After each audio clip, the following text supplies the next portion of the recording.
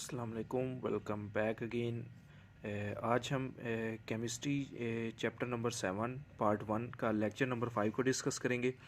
इसके अंदर बेटा जो हमने डिस्कस करना है ये इस चैप्टर का पहला और सबसे ज़्यादा इम्पोर्टेंट लॉन्ग क्वेश्चन है और वो टॉपिक है हमारे पास फर्स्ट लॉ ऑफ थर्मोडायनामिक्स।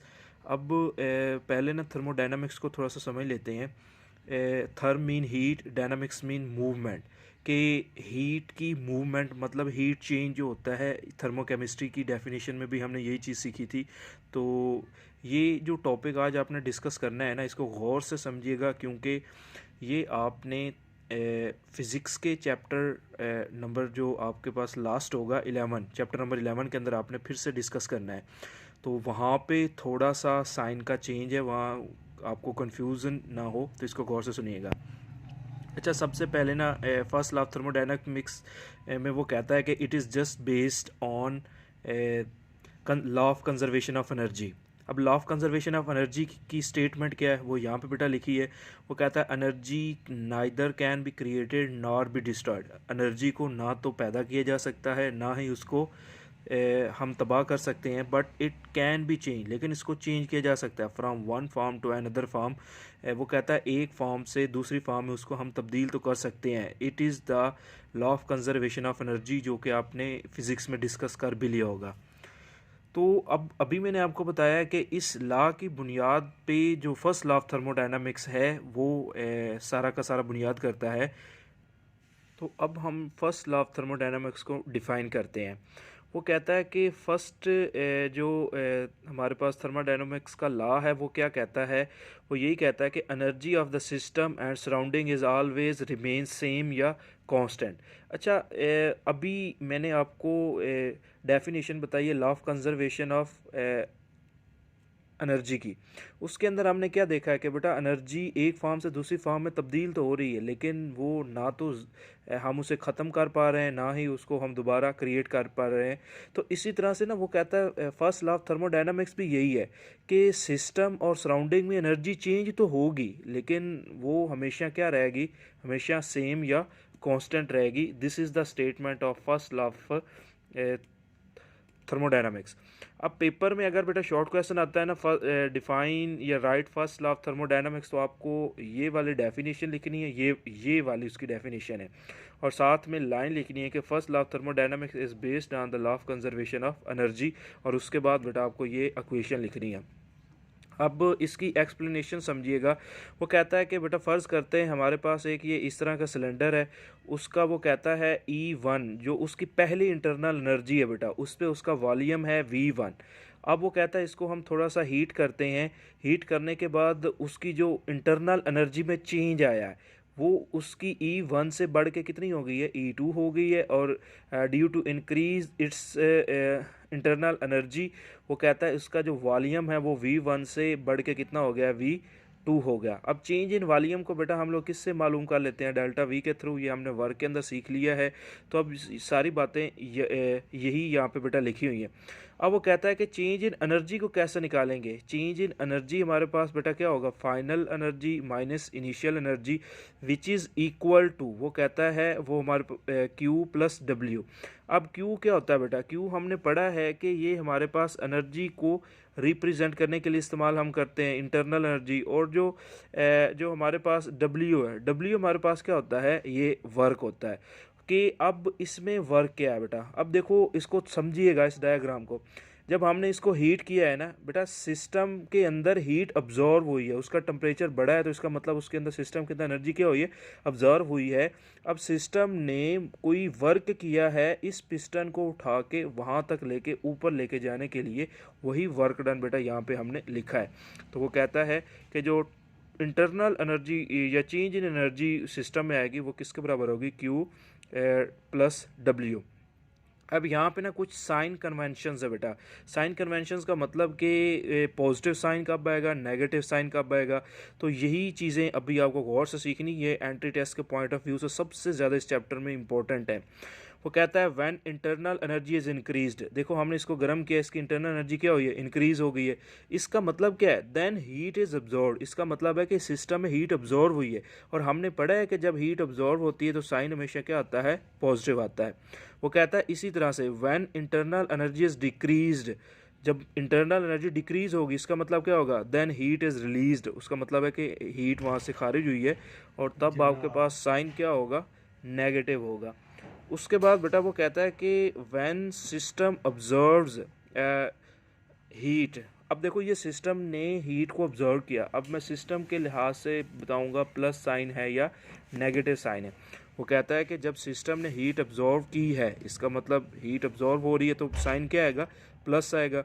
इसी तरह से वो कहता है जब सिस्टम हीट को रिलीज़ करेगा तो साइन क्या आएगा, नेगेटिव आएगा। अब तीसरा साइन कन्वेंशन बेटा जो होता है वो वर्क डन का होता है। अब ये चीज़ आपको फिज़िक्स और केमिस्ट्री में कंफ्यूज करती है, तो इसको समझिएगा, फिर आप खुद डिसाइड कीजिएगा कि आप किस साइड की तरफ हो, केमिस्ट्री वाला ठीक कहता है या फिज़िक्स वाला।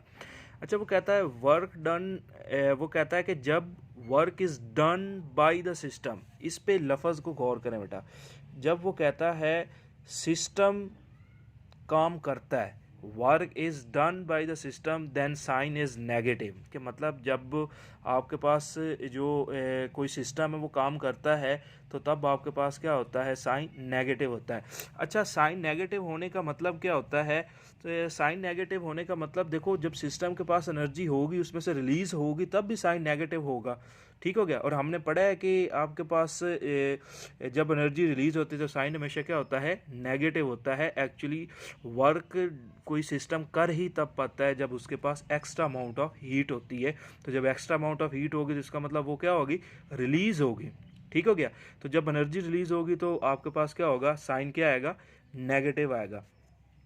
अब इसी तरह से वो कहता है कि लेकिन जब सिस्टम की एनर्जी कम होती है तो फिर क्या होता है, वो कहता है आपके पास व्हेन वर्क इज डन, आपके पास क्या होगा, ऑन द सिस्टम, ठीक हो गया। यहाँ पे गलत लिखा है, यहाँ क्या आएगा, ऑन द सिस्टम, के सिस्टम के ऊपर जब हम काम करते हैं तो तब आपके पास साइन क्या आएगा बेटा, पॉजिटिव आएगा। अब देखो सिस्टम के पास जब एनर्जी थोड़ी होगी, ठीक हो गया, तो तब ही उसके ऊपर बेटा काम हम कर सकते हैं, फिर हम उसको एनर्जी देंगे। जब एनर्जी देंगे इसका मतलब सिस्टम एनर्जी क्या कर रहा है, अब्जॉर्व कर रहा है, तो इसीलिए उसका साइन क्या हो जाएगा, पॉजिटिव हो जाएगा। अब ये चीज़ आपको याद रखनी है, अभी मैंने इसको एक्सप्लेन किया है कि ऐसा क्यों होता है। अब जब आप फिज़िक्स का चैप्टर नंबर 11 आखिरी थर्मोडायनामिक्स को पढ़ेंगे वहाँ पे आपने यही चीज़ अपोजिट पढ़नी है, वहाँ पे आपने ये नेगेटिव की जगह पे पॉजिटिव पढ़ना है और पॉजिटिव की जगह पे क्या पढ़ना है, नेगेटिव पढ़ना है। जब आपके टीचर वो एक्सप्लेन करेंगे तो आपको ये बातें अगर याद होंगी तो आप उनके क्वेश्चन आंसर कर सकते हैं। खैर नेक्स्ट बेटा हमें छोटी सी एक डेरिवेशन है बेटा, पेपर में ये कई बार बेटा शॉर्ट क्वेश्चन भी आ चुका है। और शॉर्ट क्वेश्चन बेटा क्या आता है, वो कहता है prove delta E is equal to Q V, या ये आपके पास लिखा होगा, या लिखा होगा कि how we can find internal energy of a system at constant volume, मतलब वॉल्यूम चेंज नहीं होगा। इसको समझिएगा बेटा, अभी जो मैंने आपको चीज़ ऊपर साइन समझाया है, जिसने गौर से सुना है ना उसी को यहाँ से समझ लगने वाली है, वरना बाकी बच्चे बस बैठ के ना सुनेंगे कि क्या हो रहा है।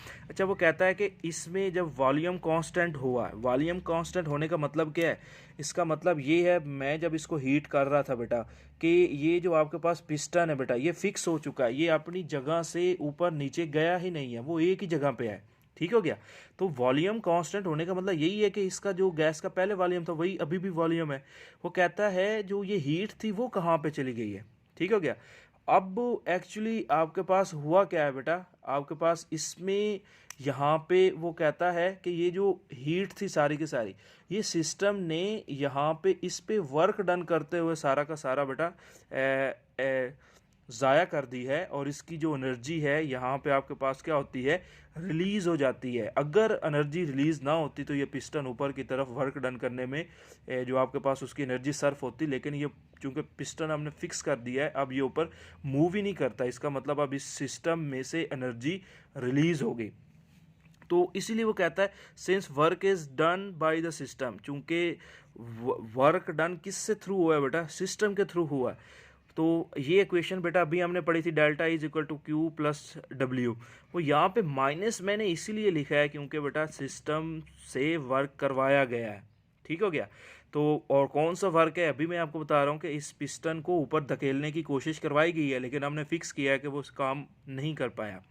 अब यहाँ पे v लिखने का मतलब क्या है q के साथ, बेटा इसका लिखने का मतलब है आपके पास के जो इंटरनल एनर्जी है, v का मतलब है कि अब वॉल्यूम हमने कांस्टेंट रखा हुआ है। अब हमने एक और चीज़ भी पढ़ी है, इसमें याद रखिएगा नेगेटिव साइन, बच्चे पूछते हैं कहाँ से आ गए, वो मैंने आपको समझाया कि नेगेटिव साइन कैसे आया।